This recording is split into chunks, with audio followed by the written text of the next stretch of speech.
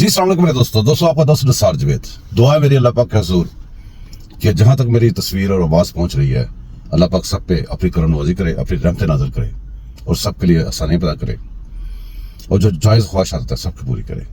दोस्तों दुनिया में मैचेस लगे हुए हैं, बहुत सारे मैचेस इस वक्त दुनिया में जितने भी फुटबॉल, क्रिकेट, जंग भी मैच होता है, ये सारे के सारे मैचेस जो हैं वो सेट फाइट हो चुके हैं। बुकीज के मैचेस हो चुके हैं।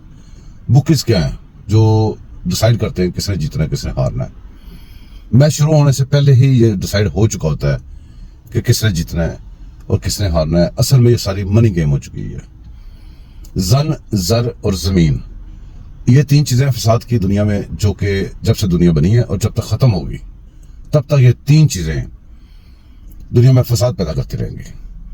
मेरे दोस्तों, एक मैच क्रिकेट का वर्ल्ड कप लगा हुआ है, सेट मैचेस लगे हुए हैं, और दूसरी तरफ एक इसराइल और फलस्तीन का एक मैच लगा हुआ है जो कि सेट फाइट है। वो भी खुद ही उन्हीं का हमास, उन्हीं का ईरान और वही सारे काम डालने वाले, वही सब कुछ करने वाले। इंसानियत का कत्ल हो रहा है। बम्बों की एक तजर्बागाह बन चुकी है गजा। ये इसमें जो गजा में जो हशर नशर हो रहा है इंसानियत का, जो इंसानियत का, मुस्लिम उम्मा का कत्ल हो रहा है, कत्ले आम हो रहा है बदर्दी से। इसमें दुश्मन के सर पे सिरा नहीं जाता। ये जो मुसलमान दोस्त लोग हैं या मुसलमान लोग हैं, भटके हुए, भटकी रूहें, ये उनका ज्यादा कसूर है। कैसे? इससे वो जिम्मेदार है। जब एक ड्रामा आता है कि हमास ने इसराइल पे हमला कर दिया, तेरे रकड़ दाग दिए, और हमारे बेवकूफ बैठे मीडिया पे, सोशल मीडिया आ गया, हर बंदे के हाथ में फोन है, हर बंदे की रसाई है सोशल मीडिया पे मेरी तरह, और जिसके जो दिल में आता है वो कह देता है, और उससे जो नताइज लेने चाह रहा था दुश्मन, वो पूरे ले लेता है। अब वो लोग जो अभी कल तक जब उनको खबर मिली थी कि हमास ने इसराइल पे हमला कर दिया और उन्होंने पोस्टें यहां पे भर दी, नहीं छोड़ेंगे, ये कर दिया, वो कर दिया, ऐसी की तैसी इसराइल की, ये इसराइल ने खुद ही करवाता है और खुद ही आपसे ये करवाता है। उसका फायदा उससे क्या होता है? उसका हमें नुकसान कहता है। उसको इसका फायदा ये होता है कि वो इसको एक्सक्यूज बना के फिर गजा पे चढ़ जाता है। हमास ने बमबारी की, हमास के ऊपर नहीं चढ़ेगा। हमास ने रकड़ दागे तो अपनी जो उसने वो जो मेटल डोम बनाया हुआ है, उसके फेल होने की जिम्मेदारी नहीं कबूल करेगा। और वो जो हमास के बम गिरते हैं उससे कोई इसराइली नहीं मरता। अगर इसराइल को अपने को बंदे मारने पड़ते हैं तो वो भी डालने के लिए मारने पड़ते हैं उनके ऊपर। तो दोस्तों, अब सोचो, वो लोग सोचें जो बड़ी बड़ी पोस्टें लगाते थे, मैं तब भी रोता था यार, ये तराने ना लगाओ, ये सोशल मीडिया का जहाद ना करो। उनके उस जहाद की वजह से आज बच्चे, औरतें, बूढ़े, बेयारो मददगार, भूखे प्यासे, जो हमारे लोग आजकल, जो हमारे दोस्त आजकल यहां पे बैठ के तो करबला की मसाले दे के रोते हैं, शाम गरीबा मनाते हैं। 1400 साल पहले की शाम गरीबा तो आपको याद है।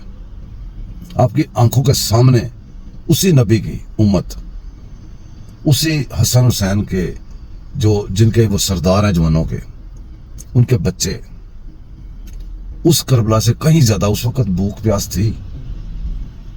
ये तरह तरह के बम नहीं बरसते थे ऊपर से, ये बिल्डिंगें उनके ऊपर आके नहीं गिरती थी। बड़ा जुल्म था, बड़ा जुल्म था। लेकिन अब महसूस तो करें, उसी करबला की मसाले जो आप देते हैं उसको सामने रख के महसूस तो करें। मैं उन लोगों को जो बगैर सोचे समझे, बगैर किसी जज्बात की रो में हर वक्त रहते हैं, जज्बात की रो में बहते रहते हैं। एक जज्बात उनकी कश्ती की तरह है, कश्ती कभी इधर को जा रही थी, कभी इधर को जा रही थी। वो जरा सा भी देखते हैं, वो सोशल मीडिया पे वो जरासीम छोड़ते हैं। इसराइल जरासीम छोड़ता है, सीधी बात कि इसराइल जरासीम छोड़ता है कि हमें मुसलमानों ने, हमास ने बड़ा मारा है जी। और हम लोग चढ़ाई कर जाते हैं, हम लोग चढ़ाई कर जाते हैं, अपने जज्बाती कश्तियां बाहर निकाल लेते हैं और सोशल मीडिया के बहुत बड़े चैंपियन और बहुत बड़े मुजाहिद बन के हम सड़कों पे आ जाते हैं। सड़कें कौन सी? ये सोशल मीडिया वाली सड़कें। और वो तराने लगा देते हैं, वो गाने लगा देते हैं, और वो तराने भी उन्हीं के बनाए होते हैं जो मार रहे होते हैं। वो इस बात को स्टैब्लिश करना चाह रहे होते हैं कि इन्होंने पहल की है, वो एक्सक्यूज देना चाह रहे होते हैं कि इन्होंने पहल किया मेरे ऊपर। और फिर पूरी दुनिया में मीडिया डिवाइड हो जाता है, कुछ इसके उसके साथ खड़े होते हैं जालिम के साथ, कुछ मजलूम के साथ खड़े होते हैं। जबकि मजलूम को ना तो पता होता है कि कब फेंका है, किसने रॉकेट फेंके हैं। मजलूमों को सिर्फ एक ही बात का पता चलता है कि साल में 3-4 दफा बम आ रहे हैं। हमारा वो एक ह्यूमन जेल बन चुकी है, बहुत बड़ा एरिया जेल में कन्वर्ट है, बड़े सालों से कन्वर्ट है। हाँ, उसमें से थोड़ी थोड़ी कुछ उम्मीद की किरणें नजर आती हैं, लेकिन वो इतनी वीक होती हैं, इतनी कमजोर होती हैं कि उसका दुश्मन को कोई फर्क नहीं पड़ता। इस दफा उम्मीद की एक अच्छी किरण नजर आई है। किसकी तरफ से? कुवैत की तरफ से, तुर्की की तरफ से गए बगैर अच्छी उम्मीद की किरणें नजर आती रहती हैं। बाकी जब हम इतने सारे मुसलमान उम्मीद लगाते हैं रशिया पे, चाइना पे, वो मुसलमान नहीं है, तो हम पास बैठे हुए हैं, हमारे पास अल्लाह पर अपने ताकत दी है जो हमने यशु में लगा दी है। हमें अपने ईमान पे भरोसा नहीं है, हमें चीन और रशिया पे भरोसा है। क्या बात है, वो इतने दूर बैठे पहाड़ों के दरियाओं के पार लोगों के बैठे हुए लोगों का हमें उम्मीदें हैं, हमें अपनी कोई उम्मीदें नहीं है कि हमें अल्लाह ताला पे कोई उम्मीद नहीं है। हमारा ईमान इतना कमजोर हो गया हुआ है। बहरहाल दोस्तों, दुखी बातें हैं और इसी तरह दुखी कुछ और बातें हैं। हमारी टीम, क्रिकेट टीम, दुनिया में हर बंदा पूरा साल तैयारी करके, इतने सालों से तैयारी करके टीमें बनाता है वर्ल्ड कप खेलने के लिए, दुनिया कप खेलने के लिए बढ़िया तैयारियां करके वो टीमें भेजते हैं, सिलेक्शन होती है, उससे प्रैक्टिस होती है, पता नहीं मेडिकल होते हैं, क्या कुछ होता है। लेकिन हम इतने लांती बन चुके हैं कि अपने मुल्क का इज्जत वकार ये हमारे लिए कोई अहमियत नहीं रखता। हम पर्ची प्ले डालते हैं, जो पर्चियां लेके आते हैं, हम रिश्तेदार डालते हैं, हम बीमार डालते हैं, हम टूटी हुई उंगलियों वाले डालते हैं, सिर्फ क्या कि इसका नाम आ जाए वर्ल्ड कप के अंदर, बस के इसने वर्ल्ड कप खेला था, हारा था, जीता था, ये बात की बात है। हम किधर को जा रहे हैं? क्या हो गया? इतने लोग बैठ के जो देख रहे होते हैं उनके जज्बात को मजरू करते हैं। इतना कुछ हो गया हमारे साथ, इतने मैच हम हार गए, लेकिन टस से मस नहीं हुई टीम। एक खिलाड़ी एक मैच का कितना पैसा लेता है, जीत जाए तो क्या क्या इनामात, हार जाए तो फिर भी मुराद। क्या इनके बाप का पैसा है? क्या ये मुल्क इनके बाप का है? जब तक ये कुएं से कुत्ता नहीं निकलेगा, हर पर्ची के पीछे एक ही पर्ची होती है, एक ही इदारे की, एक ही महकमे की। उसका काम यह नहीं है, वो इदारा या महकमा जो कर रहा है उसका ये काम नहीं है। ये कुत्ते बन चुके हैं, इनको जब तक इस कुएं से कुत्तों को नहीं निकालेंगे तब तक पानी बदबूदार रहेगा, पीने का काबिल नहीं रहेगा और पाकिस्तान को कहीं से सुकून नहीं आएगा।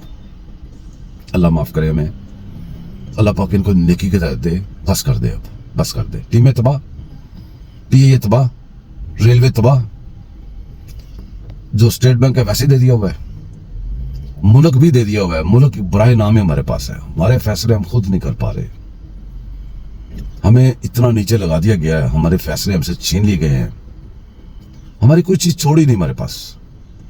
अब हम एक बेड़ों का रिवर है, जैसे गजा में नहीं है वैसे हैं, बस अब हमारे इंतजार है बमबारी की। बाकी जैसे उनकी मर्जी नहीं चल सकती, उनकी खुराक पे, उनकी हर चीज पे कब्जा है। पाकिस्तान पे तकरीबन हो चुका हुआ है, कहने को हम दुनिया की वाहिद न्यूक्लियर स्टेट है, मुस्लिम न्यूक्लियर स्टेट नाम के, और रॉकेट भी हम आए दिन बनाते हैं, उनके तजर्बात, कामयाब तजर्बात भी करते हैं। हम पता नहीं क्या कुछ करते हैं, बस वो इश्तिहारों के तौर पे अमली काम आता है, अमली बात आती है तो हमारी औकात सामने आती है। यही हमारी औकात है और यही हमारा हिसाब है। इसको अल्लाह पाक कब हमें इस हिसाब से बचाता है, मुझे लगता है कि सारी दुनिया को, सारे पाकिस्तान को, पूरे मुल्क को, पूरी कौम को इज्तिमाई तौर पे अस्तगफुरुल्लाह करना पड़ेगा, माफ़ी मांगनी पड़ेगी। माफ़ी का यह मतलब नहीं होता कि आज माफ़ी मांगे कल वही काम करें, मुस्तकिल माफ़ी मांगनी पड़ेगी। दो में याद रखिएगा, सब्सक्राइब भी कीजिएगा, लाइक भी कीजिएगा, शेयर भी कीजिएगा। मुझे इजाज़त दें, अल्लाह हाफिज़।